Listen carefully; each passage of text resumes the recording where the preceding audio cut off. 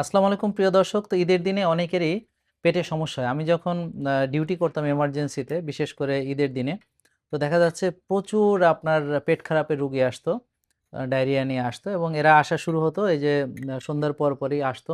তো আমরা এখানে একটু এই যে লেবুর রস এবং একটু আদার রস এখানে দিচ্ছি প্রিয় দর্শক। আমি এখন যে আপনাদেরকে টিপসটা দিব, এটা যদি আপনারা ফলো করেন, হ্যাঁ, তাহলে কিন্তু আপনার এই যে ঈদের দিনে পেট খারাপ হবে না ইনশাল্লাহ। তো আপনারা কি করবেন যে একটু পিঙ্ক সল্ট, হ্যাঁ, এই যে অল্প একটু পিঙ্ক সল্ট,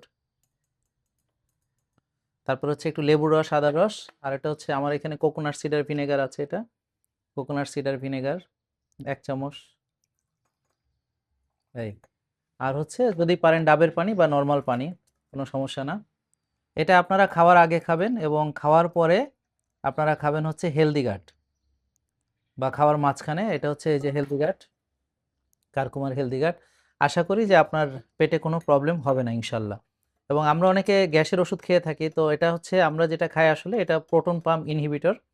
তো এই প্রোটন পাম্প ইনহিবিটর কিন্তু আমাদের এই যে হাইড্রোক্লোরিক অ্যাসিডের যে সিক্রেশনটাকে বন্ধ করে দেয়, হজমের জন্য সমস্যা। বিসমিল্লাহ।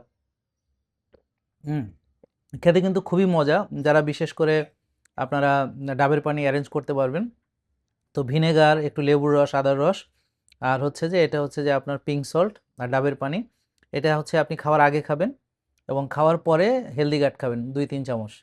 এখানে তাহলে দেখবেন ইনশাল্লাহ পেট খারাপ হবে না। আর অবশ্যই সারা মাস আমরা রোজা রেখেছি, তো এই কারণে দিনের বেলা আমরা পানাহার থেকে বিরত ছিলাম। তো হঠাৎ করে আমরা যদি বেশি খাই এই দিনে, তাহলে অনেকেরই এই পেট খারাপ হতে পারে। তো আমরা গ্যাসের ওষুধ খেয়ে আমরা অনেক বিপদে পড়ি। তো প্রিয় দর্শক, গ্যাসের ওষুধ না খেয়ে আপনারা এই যে আমি যে ফর্মুলাটা দিলাম এটা করুন, তাহলে দেখবেন যে আপনারা নিরাপদ থাকবেন। তো সবাই আমরা ওষুধ মুক্ত সুস্থ থাকি এই কামনায়। আসসালামু আলাইকুম, ঈদ মোবারক।